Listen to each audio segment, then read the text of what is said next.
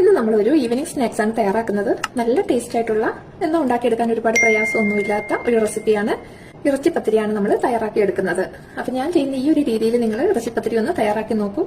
നോക്കിയിട്ട് നിങ്ങളുടെ ഫീഡ്ബാക്ക് മറക്കാതെ പറയുക. ഇറച്ചിപ്പത്തിരിക്ക് വേണ്ടി ഞാനിവിടെ 200 ഗ്രാം ചിക്കൻ കുറച്ച് ചിക്കൻ മസാല പുരട്ടി ഫ്രൈ ചെയ്തെടുത്തതിന് ശേഷം പൊടിച്ചെടുത്ത് വെച്ചേക്കുന്നതാണ്.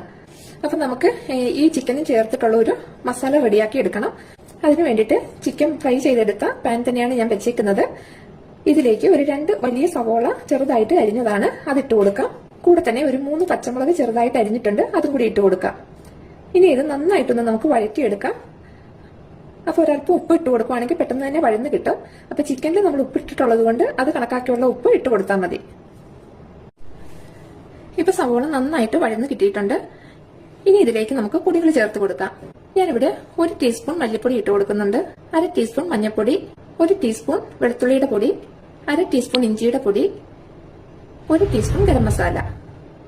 ഇനി നമുക്ക് ഈ പൊടികളുടെ പച്ചമണം മാറുന്ന വരെ ഒന്ന് വഴറ്റി കൊടുക്കാം. പൊടികളുടെ പച്ചമണമൊക്കെ മാറിയിട്ടുണ്ട്. ഇനി നമുക്ക് പൊടിച്ചു വെച്ചിരിക്കുന്ന ചിക്കൻ ചേർത്ത് കൊടുക്കാം.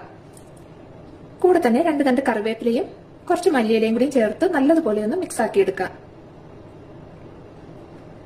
ഇനി ആ ചിക്കന്റെ ഫ്ലേവറും മസാലയുടെ ഫ്ലേവറും എല്ലാം ഒന്നിച്ചൊന്നായി കിട്ടാൻ വേണ്ടിയിട്ട് നമുക്കിതൊന്ന് തട്ടിപ്പൊത്തി ലോ ഫ്ലെയിമിൽ ഒരു 10 മിനിറ്റ് സമയം വെച്ച് കൊടുക്കാം. അപ്പൊ ഇടയ്ക്ക് നമ്മളിതൊന്ന് ഇളക്കി മിക്സ് ആക്കി എടുക്കാനായിട്ട് ശ്രദ്ധിക്കണം. അപ്പൊ ആ ഒരു സമയം നമുക്ക് പത്തിരി തയ്യാറാക്കാനുള്ള ബാറ്റർ ഒന്ന് റെഡിയാക്കി എടുക്കാം. ഇറച്ചിപ്പത്തിരിക്കുള്ള ബാറ്റർ തയ്യാറാക്കാൻ വേണ്ടിയിട്ട് ഞാൻ 1 കപ്പ് അളവിൽ മൈദയാണ് എടുത്തേക്കുന്നത്. ഇനി ഇതിലേക്ക് ഒരു മുട്ടയൊന്ന് ഉടച്ചൊഴിക്കാം. ഈ ബാറ്ററിന് ആവശ്യത്തിനുള്ള ഉപ്പിട്ട് കൊടുക്കാം. 1 ടീസ്പൂൺ കുരുമുളക് പൊടിയും കൂടിയും ചേർക്കാം. ഇനി ഇതിലേക്ക് ആവശ്യത്തിന് വെള്ളം ഒഴിച്ച് നമുക്ക് നല്ലതുപോലെ ഇതൊന്ന് അടിച്ചെടുക്കാം. ഇനി ഇത് നമുക്കൊരു പാത്രത്തിലേക്ക് ഒഴിച്ചു വെക്കാം. അപ്പൊ ഞാൻ 1 കപ്പ് വെള്ളം ഒഴിച്ചാണ് ബാറ്റർ തയ്യാറാക്കിയേക്കുന്നത്. ഒരല്പം വെള്ളം മിക്സിയുടെ ജാറിലേക്ക് ഒഴിച്ചിട്ട് ഒന്ന് ചുറ്റിച്ച് അതും കൂടി ഒഴിച്ചു കൊടുക്കാം. അപ്പൊ ഈ ഒരു കൺസിസ്റ്റൻസിയിലായിരിക്കണം നമ്മുടെ ബാറ്റർ ഇരിക്കേണ്ടത്. അപ്പൊ ഇത് നമുക്ക് അങ്ങോട്ട് മാറ്റി വെക്കാം.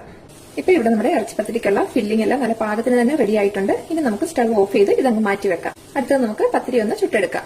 ഇപ്പൊ ഇവിടെ പാൻ നന്നായിട്ട് ചൂടായിട്ടുണ്ട്. ഇനി നമുക്ക് ഇതിലേക്ക് ഓരോ തവി വീതം ബാറ്റർ കോരി ഒഴിച്ച് ഇതുപോലെ ഒന്ന് ചുറ്റിച്ചു കൊടുക്കാം.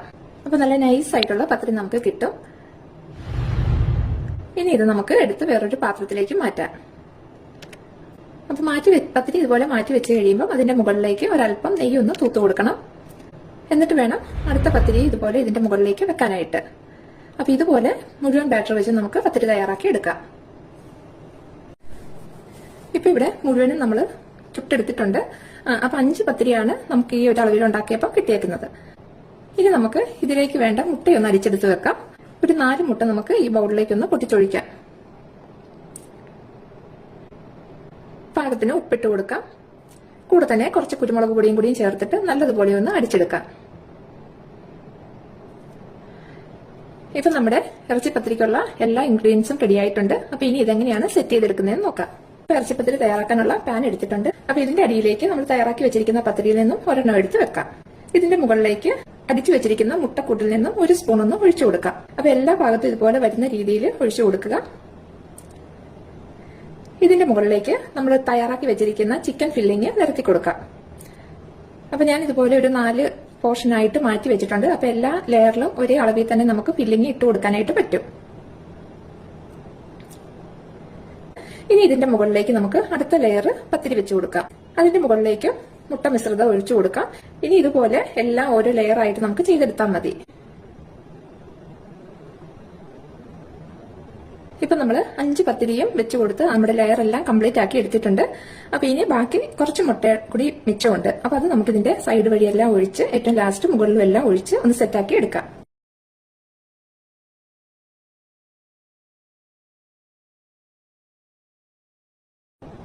ഇനി ഇത് നമുക്ക് ചൂടാക്കിയിട്ടിരിക്കുന്ന ദോശക്കല്ലിന്റെ മുകളിലേക്ക് വെച്ചിട്ട് ഒരു ലോയ്ക്കും മീഡിയത്തിനും ഇടയ്ക്കായിട്ട് ഒരു 20 മുതൽ 25 മിനിറ്റ് വരെ വെച്ചു കൊടുക്കാം. ഇപ്പൊ ഇവിടെ 25 മിനിറ്റ് ആയിട്ടുണ്ട്.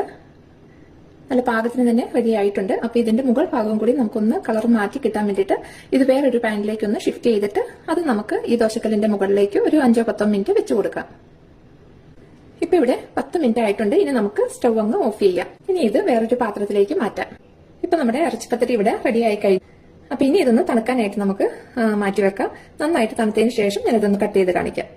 ഇപ്പൊ ഇറച്ചിപ്പത്തിരിയുടെ ചൂടൊക്കെ ആറിയിട്ടുണ്ട്. നമുക്കിതൊന്ന് കട്ട് ചെയ്ത് നോക്കാം. അപ്പൊ വളരെ നല്ല ടേസ്റ്റ് ആയിട്ടുള്ള ഒരു റെസിപ്പിയാണ്. നിങ്ങൾ എല്ലാവരും ഒന്ന് ട്രൈ ചെയ്ത് നോക്കണം. അതുപോലെ തന്നെ ഈ ഒരു റെസിപ്പി നിങ്ങൾക്ക് ഇഷ്ടമാവുകയാണെങ്കിൽ ലൈക്ക് ചെയ്യാനും നിങ്ങളുടെ ഫ്രണ്ട്സിനൊക്കെ ഒന്ന് ഷെയർ ചെയ്ത് കൊടുക്കാനും മറക്കരുത്.